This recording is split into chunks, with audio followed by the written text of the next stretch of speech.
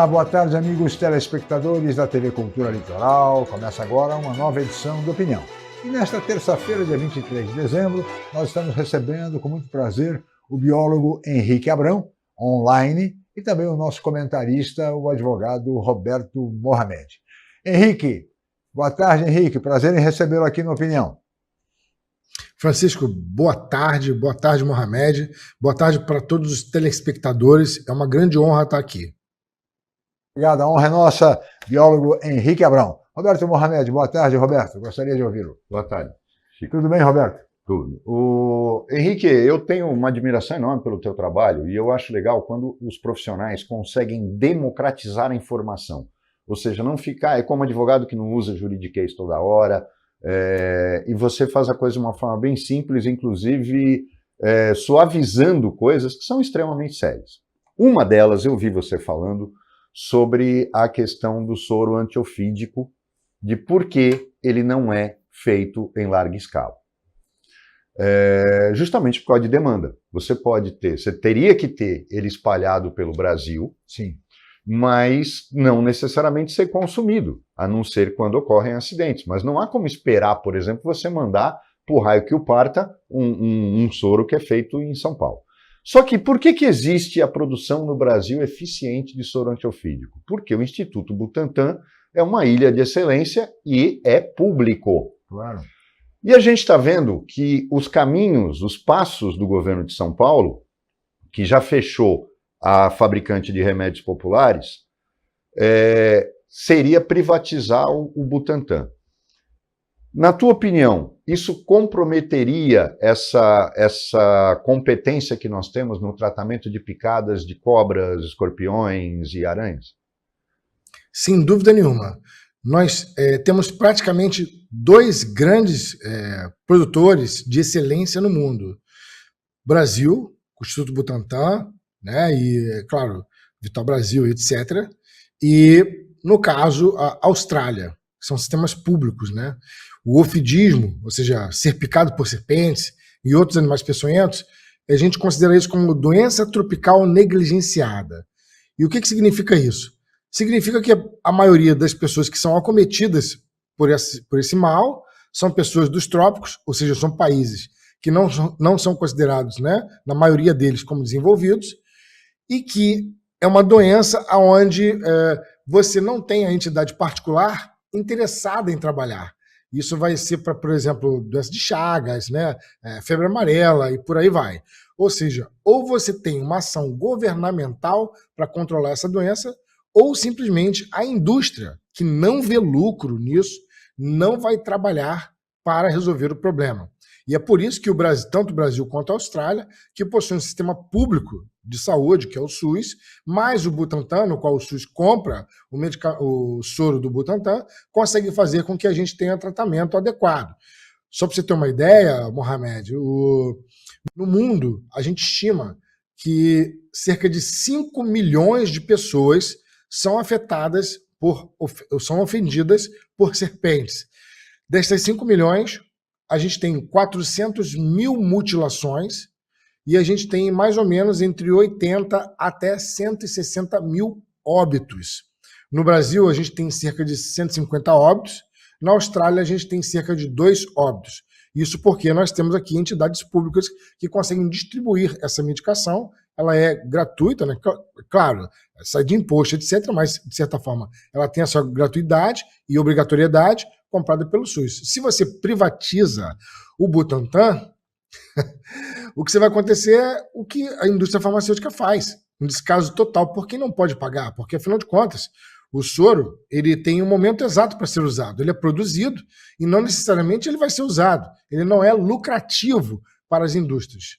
E aí, como todas as doenças tropicais negligenciadas, o nome já fala, a própria OMS relata sobre isso, você simplesmente não vai ter a distribuição desse medicamento, do soro, né, no caso.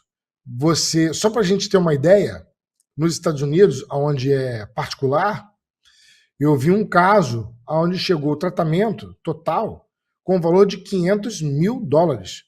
Qualquer picada que você toma lá vai ser no mínimo $50 mil. Então, e olha que é um país desenvolvido, né?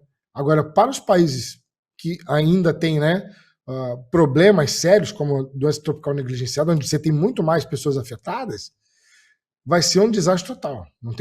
Não há sombra de dúvidas que a privatização do Butantan seria muito ruim para um plano de desenvolvimento nacional, não só para pessoas que são pobres, que deveriam estar recebendo medicamento, quanto para a soberania nacional, porque, afinal de contas, o Butantan não produz só soro antiofídico, o Butantan produz vacina, o Butantan produz uma série de medicamentos, pesquisa.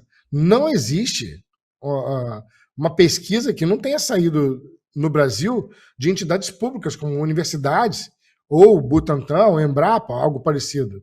98% das pesquisas científicas no país são feitas por entidades públicas. Seria um retrocesso, portanto, essa provável, possível, enfim, privatização do Instituto Butantan, um retrocesso para a ciência e para os cidadãos. Que seria um problema de soberania nacional. E o Brasil é referência internacional, inclusive, na questão da produção do soro antiofídico, não é? Não é isso, biólogo? Seria, portanto, um retrocesso. Mais do que isso, Francisco, o Brasil é o número 1. Eu quero lembrar que o Brasil é o número 1. Olha, só para a gente ter uma ideia, os maiores cientistas na área da herpetologia estão no Butantan. São brasileiros. A gente está falando de Otávio Marx, Tasselma, Ivan Sazima. A gente está falando do Kiko Franco.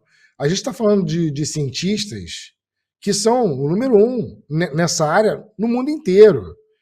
E não são só de agora, desde antes. O próprio Vital Brasil deveria estar com o seu nome lá também como um dos maiores cientistas do mundo. A gente não tem nomes, não consigo entender por quê, né? Porque é uma questão política em si. Mas, por exemplo, o Vital Brasil foi o primeiro cientista a dizer que, olha, o soro ele é específico. Antes, o que a gente utilizava era uma coisa feita lá pela França, um engodo, que eles diziam que servia para qualquer coisa. E não servia para nada, no final das contas. O Vital Brasil estudando, que ele veio aqui para combater a pestose. Então, ele estudando a pestose, no tempo vago dele, ele decidiu estudar o ofidismo. E aí ele descobriu que o antígeno e o anticorpo, esse anticorpo era específico para a proteína específica de cada serpente. A história dele é fenomenal. Ele saiu daqui para ir para o zoológico do Bronx, com o soro para cascavel, ele tinha o soro guardado, que ele estava desenvolvendo, e quando chegou lá nos Estados Unidos, porque era diferente, naquela época não era um paper que você colocava e passava pelo crivo, né? Era diferente, você tinha que demonstrar isso publicamente. E ele chegou no Zoológico do Bronx, uma convenção internacional de herpetologia, e um tratador tinha sido picado por uma serpente peçonhenta, uma cascavel, e ele ia morrer. Já estava todo mundo esperando que ele morreria, pois o soro que era desenvolvido na França não servia para ele. E aí o Vital Brasil tirou do bolso um frasco de soro, e ele era médico, tá? Então houve todo um conclave científico para ver e avaliar tudo aquilo que seria procedido, e ele, na frente de todos os cientistas do mundo inteiro, aplicou o soro, salvou o cara. Arrepia de falar isso, mas é nosso cientista. Nós temos aí grandes nomes, Carlos Chagas, Oswaldo Cruz, são todas pessoas de renome, todo mundo que está no Butantan são cientistas de ponta do mundo. É bom que se enfatize isso, que a gente tenha orgulho disso. Argumentos mais do que suficientes para que não se privatize, né, Roberto? Pois é. Henrique, tem um outro assunto que eu acho que é extremamente importante, porque você, justamente quando eu falo que você democratizou a informação em relação à fauna brasileira, primeiro desmascarando um monte de coisas fakes feitas por IA, mostrando onças fofinhas, tigres fofinhos, criando lutas imaginárias entre um tigre e um leão, coisas assim. A IA está fazendo um desserviço à ciência? Olha, a IA ela é neutra, né? A IA é neutra. A gente utiliza ela para o bem e para o mal. Na verdade, antes da IA começar com força total, eu já desmistificava os falsos curadores, os falsos biólogos, essa galera da fofofauna, que não sabe, né, eu costumo dizer, brincando, que não sabem nem por onde a galinha mija, querem falar sobre biologia. Então, assim, antes de eu desmascarar as IAs, eu já estava desmascarando muita gente que falava qualquer coisa na internet e tinham milhões de seguidores, e isso é prejudicial para o ser humano, de uma maneira geral, porque estavam corroborando com fake news ou, de certa forma, se dando bem em passar informações falsas. Eu venho de uma parte da academia, Mohamed, a academia, de uma maneira geral, né, eles ficam meio que numa torre de marfim, tem uma certa dificuldade de se comunicar com o povo, mas como eu venho da saúde pública, eu fui treinado dentro da minha formação universitária a trabalhar com o público, principalmente o público que é ofendido pelos animais, né? Então, se eu estou trabalhando tanto com a pessoa que, hipoteticamente, tem uma instrução muito boa, mas também com pessoas que são do interior, que não estudaram. Então, eu tenho que, se você reparar em todos os meus vídeos, eu falo de uma maneira técnica, mas, ao mesmo tempo, eu traduzo ela ao ponto da vovozinha, do vovozinho, da criança, poder entender. Porque se eu não chegar até eles, que são as pessoas que têm um problema com os animais, eles vão acabar, de certa forma, matando os bichos ou morrendo por conta desses bichos. E aí, a IA, ela veio agora com força total, chegando a um ponto que eu mesmo tenho dificuldade de saber se aquela IA é real ou não. Eu só consigo saber se aquela IA é real ou não pelo comportamento do animal, que é um comportamento que ele não faria. Então eu posso dizer, olha, com certeza isso aqui é uma IA. Mas já chegou a um ponto em que eu não consigo dizer se aquele vídeo é real ou não. Eu só consigo dizer isso por um comportamento falso que colocaram ali. Mas no restante, agora, a gente pode utilizar a IA para dar aula, para fazer didática. Ela está aí, para o bem e para o mal. Vai depender de como as pessoas vão usar. E as pessoas sabem como né? Henrique, peço sua licença, nós vamos para um rápido intervalo, mas voltaremos em seguida com a opinião.